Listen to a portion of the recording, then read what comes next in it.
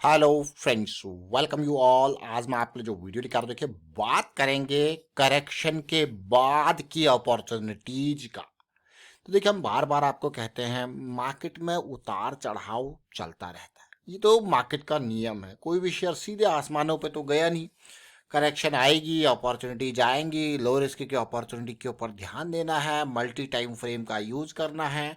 तो चलिए कुछ चीज़ें सीखते हैं इस करेक्शन के बाद भी। कैसी सिचुएशन, अभी जो करेक्शन चल रही है उसको समझते हैं, समझने की कोशिश करते हैं, वेटिंग पीरियड को समझने की कोशिश करते हैं। और आगे बढ़ने से पहले मैं आपको बता दूं, अगर आपने अब तक चैनल को सब्सक्राइब नहीं किया तो जल्दी से सब्सक्राइब कर लें, बेल आइकन को प्रेस कर लें, जिससे आपको नोटिफिकेशन आती रहेगी। और प्राइस एक्शन सीखने के लिए आप ज्वाइन कर सकते हो मेंबरशिप ज्वाइन बटन पे क्लिक करके। प्राइस एक्शन की सीरीज बहुत इंपॉर्टेंट है। रिसेंटली आपके लिए हमने M60 करेक्शंस के वीडियोस बनाए थे। बहुत इंपॉर्टेंट है M60 correction, monthly time frame के ऊपर करेक्शन, क्योंकि बड़े टाइम फ्रेम पे हमारा मेन बेस है। बड़े टाइम फ्रेम के ऊपर जरूर फोकस करें, क्योंकि यहाँ पे क्या होता है, जो छोटी मोटी करेक्शंस आती है ना, उस पे आपका ध्यान नहीं जाता है और उसको आप सीधे सीधे इग्नोर कर देते हो, क्योंकि आपको पता है आपका जो गोल है वो बड़े टाइम फ्रेम के हिसाब से। तो चलिए एग्जांपल लेते हैं। एक सबसे पहले एग्जांपल लेते हैं एसएच केलकर कंपनी का, जो मार्केट कैपिटलाइजेशन वाइज अब पहुंच चुके हैं 3000 करोड़ के पास। लेकिन इसका एग्जांपल मैं क्यों ले रहा हूं, जरा ध्यान से देखना। ये आपके सामने इसका वीकली चार्ट है। ये वीकली चार्ट को अगर देखोगे आप, तो ये कंपनी जो है बहुत ही बेहतरीन तरीके से, मैं आपके सामने एमएसीडी भी रख रहा हूँ, ये बिल्कुल वापसी हुई इसकी, एक बढ़िया रैली इसने दी। उसके बाद एक बढ़िया करेक्शन जिसकी रिक्वायरमेंट होती है, ये करेक्शन आया। मतलब एक एक मोमेंटम आने के बाद का करेक्शन, जो मैं आपको बार बार कहता हूँ। और साथ में अगर आप प्राइस एक्शन को देखोगे तो ये देखिए, ये ब्रेकआउट होता है बढ़िया वॉल्यूम के साथ, और फिर एक पुल बैक आता है। अब इस पुल बैक को समझने की कोशिश करते हैं। देखिए ये पुल बैक आया, और ये देखिए आप अक्टूबर एंड का जो करेक्शन था वो करेक्शन, और उसके बाद नवंबर की स्टार्टिंग में एक जंप वाली रैली। आपको पता है कि भाई अब जो है, अब मौका जो है वो तैयार हो रहा है कहीं इन लेवल्स पे, और हमारे पास एक स्टॉप लॉस रहेगा डीप वाला, ये लेवल, क्योंकि हम बड़े टाइम फ्रेम के हिसाब से चल रहे हैं। और इन बिटवीन अब जरा ध्यान देना, ये करेक्शन तो आपने देखी, और अगर आप मान लो आपने इन एरिया में कहीं एंट्री लिया with a stop loss of this, तो आपको पता है कि भाई ये करेक्शन एंटीसिपेटेड है, मतलब आ सकती है, क्योंकि स्मॉल कैप स्टॉक्स है एक तो। दूसरा, स्मॉल कैप स्टॉक्स में तो 30-30, 40-40% तक भी करेक्शन आती है। तो इसलिए बड़े टाइम फ्रेम के हिसाब से चलना बहुत इंपॉर्टेंट। और रिस्क मैनेजमेंट पर्सपेक्टिव से जब मैं आपको बार बार एक ही चीज कहता हूं कि आपको करना क्या है, आपको अपना जो पोजीशन का साइज है, क्योंकि जो परसेंटेज है वो काफ़ी ज़्यादा है रिस्क का, तो इसको मैनेज करने के लिए पोजीशन के साइज को कम करके, जैसे मान लो अगर मैं यहाँ पे स्टार्ट करता हूँ एंट्री 120 के लेवल पे with a stop loss of 80, ठीक है। अब मुझे पता है कि भाई ऑल दो ये 20% का रिस्क है, लेकिन मुझे पता है कि भाई 20-20 पॉइंट्स पर शेयर का रिस्क है, और मैं मात्र 2000 का रिस्क लेने को तैयार हूँ। तो मेरा शेयर बाइंग का जो क्वांटिटी जाएगा वो मात्र और मात्र 100 शेयर का जाएगा, क्योंकि मेरा 20 शेयर, कितना, 20 नहीं 40 शेयर है, तो कितना जाएगा, 100 भी नहीं जाएगा, बल्कि ये 50 हो जाएगा। हाँ, 4000 का रिस्क लेने को तैयार हूँ, तब जाके मैं कहूँगा यार ये किस हिसाब से है। देखिए 120 के हिसाब से, अगर यहाँ पे हाँ 100 पॉइंट्स के हिसाब से चलते हैं तो भाई 20% का रिस्क है। अदरवाइज देखिए रिस्क कितना है, देख लो 20% भी नहीं, मैं कहूँगा ज़्यादा ही होगा अगर आप नीचे को चलोगे तो। और उसके बाद रैली आती है, फिर करेक्शन आती है, फिर रैली आती है, फिर करेक्शन आती है। कितनी डीप डीप ये करेक्शन, अगर मैं परसेंटेज वाइज भी देखूँ तो आप देखिए, पहला जो फॉल है यहाँ से कितना परसेंट का फॉल हुआ, ऑलमोस्ट 25% का। नेक्स्ट फॉल को अगर आप देखो यहाँ पे, तो कितना फॉल है आपको, ऑलमोस्ट 19% का। अगला फॉल देखोगे आप तो कितना फॉल है यहाँ पे, देखिए ऑलमोस्ट 15% का। तो रेगुलर इतने बड़े बड़े फॉल्स आपको देखने को मिल रहे हैं। और अगर आप थोड़ा सा बड़े फ्रेम के हिसाब से चलते हो, क्योंकि बड़े फ्रेम्स के हिसाब से आपको ये फॉल एंटीसिपेटेड है, तो आपका टारगेट जोन भी आपको हो गया यार क्या जोन है ना। ये देखिए मैं इसका एग्जाम्पल क्यों दे रहा हूँ, क्योंकि ठीक इस टाइम पे जब ये करेक्शन रिजॉल्व हो रही थी, यानी कि अगर मैं डेली टाइम फ्रेम पे आपका चार्ट ओपन करूं, तो ये कहीं ना कहीं इस लेवल पे था, नवंबर की 3-4 के लेवल पे 150 के आसपास का प्राइस था। तो मैं आपके सामने इसका एक छोटा सा वीडियो आपके सामने रखा था नवंबर 4 2023 को। क्यों, क्योंकि ब्रेकआउट हुआ, पुल बैक था, पुल बैक के बाद चीज़ें रिजॉल्व हो रही थी, तो एक लो रिस्क की अपॉर्चुनिटी तैयार हो रही थी उस टाइम पे, इसीलिए एसएच स्केल करके हमने जिक्र किया।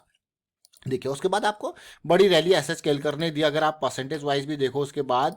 और अगर मैं 140 की लेवल से इसका देखूँ जोन, तो 45% के आसपास या 40% के प्लस में प्रॉफिट में आपको लग रहा होगा। अभी रिसेंट करेक्शन आई थी तो एक और झटका यहाँ पे देखने को मिला, लेकिन बड़े बड़े वॉल्यूम्स, इवन वॉल्यूम का सपोर्ट भी आप देख रहे हो कि किस तरीके से करेक्शन आती है तो लो वॉल्यूम की आती है। देखिए हम बार बार आपको बहुत बड़ी बड़ी बात है, बहुत ही जल्दी जल्दी, बहुत ही छोटी छोटी लाइनों में आपको बता दिया जाता है। देखिए, करेक्शन और विद लो वॉल्यूम मतलब स्मार्ट मनी का एक्टिवेशन।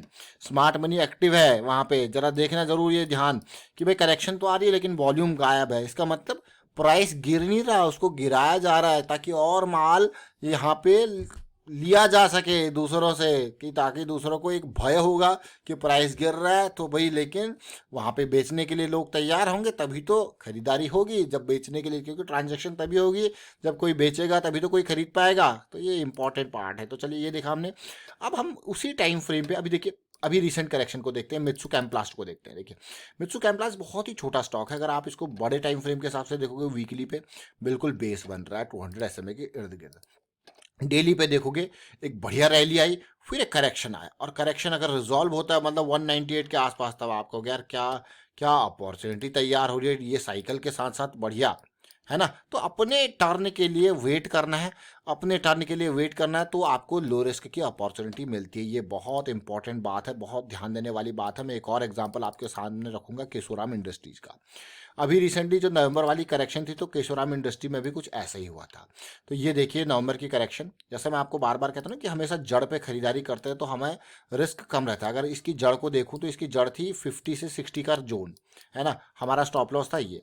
अब ये रैली आती है, फिर एक करेक्शन आती है, रिजॉल्व होता है, अपॉर्चुनिटी अगली आपको देखने को मिल रही है कि नहीं। देखिए यहाँ पे, तो ये जो सिचुएशन आप देख रहे हो, जैसा मैंने आपको कहा कि जब जड़ पे बाई करते हो तो आपको डर नहीं लगता। और डर क्या नहीं लगता, फिर आप उसको होल्ड कर सकते हो। आपके अंदर इतना पेशेंस आ जाएगा कि आप उसके टारगेट जोन्स तक उसको आराम से होल्ड करने की कैपेबिलिटी रख सकते हो। आप देखिए, ये स्टॉक का टॉप जो है 400 के इर्द गिर्द है, 250 के इर्द गिर्द है, 180 के इर्द गिर्द है ना।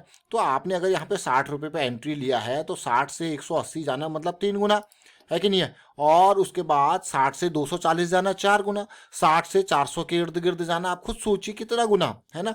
तो ये बीच में जो करेक्शंस होती हैं वो आप जो है झेल जाते हो। क्यों झेल जाते हो? क्योंकि आपको पता है कि आप बड़े टाइम फ्रेम के हिसाब से चल रहे हो। तो ये बहुत इंपॉर्टेंट लर्निंग है। जब भी हम बात करते हैं बड़े स्टॉक, छोटे स्टॉक, करेक्शन के बारे में बात करते हैं, तो ये क्या है, बहुत इंपॉर्टेंट लर्निंग। तो उम्मीद कर रहा हूँ कि आपको हाँ ये चीज़ यहाँ पे सीखने को मिली होगी, समझने को मिली होगी। और इसीलिए हम आपको बार बार कहते हैं कि ना बड़े टाइम फ्रेम को जरूर फोकस किया कीजिए। अब इसी को बड़े टाइम फ्रेम पे देखोगे, देखिए ना, ये पॉजिटिविटी स्टार्ट हुई यहाँ पे और वापस ये मोमेंटम आया इनमें। और हम आपको वीकली टाइम फ्रेम पे हमेशा कहते हैं कि आपकी जो MACD एंड ऑल है, ये थोड़ा सा मोमेंटम में हो। करेक्शन के बाद जब भी ये वाला ये हमारा उस कॉन्सेप्ट का शेयर था, जो बिग फॉल के बाद बिग राइज होता है और बिग करेक्शन मिलती है, तो हमें उसके बाद बिग रैली देखने को मिलती है। ये कई बार मैंने आपको बताया है। बिग फॉल के बाद जब भी बिग राइज होगा ना, तो अगर उसके बाद बड़ी करेक्शन आ रही है, बड़ी करेक्शन इन द मतलब टाइम की करेक्शन, अगर आप इसको देखोगे तो ऑलमोस्ट 1 साल की ये करेक्शन है कि नहीं है। तो उसके बाद फिर बड़ी रैली आपको देखने को मिलती है, जो केशोराम में आपने देखा होगा। और केशोराम का बहुत ही जड़ पे आई थिंक हमने कुछ वीडियोज भी क्रिएट किए होंगे 50s का। लेकिन ये एसएच केलकर का वीडियो अभी जरूर देखें, क्योंकि रिसेंट करेक्शन का एग्जाम्पल लर्निंग यहाँ से आपको देखने को मिल सकती है। और ज़्यादा पुराना नहीं है, नवंबर 4 का ये वीडियो है। और फिलहाल मैं वाइंड अप करता हूँ। एंड वीडियो को आप शेयर कीजिए, लाइक कीजिए, प्राइस एक्शन सीखते रहिए, प्रैक्टिस करते रहिए। And thank you for watching the video.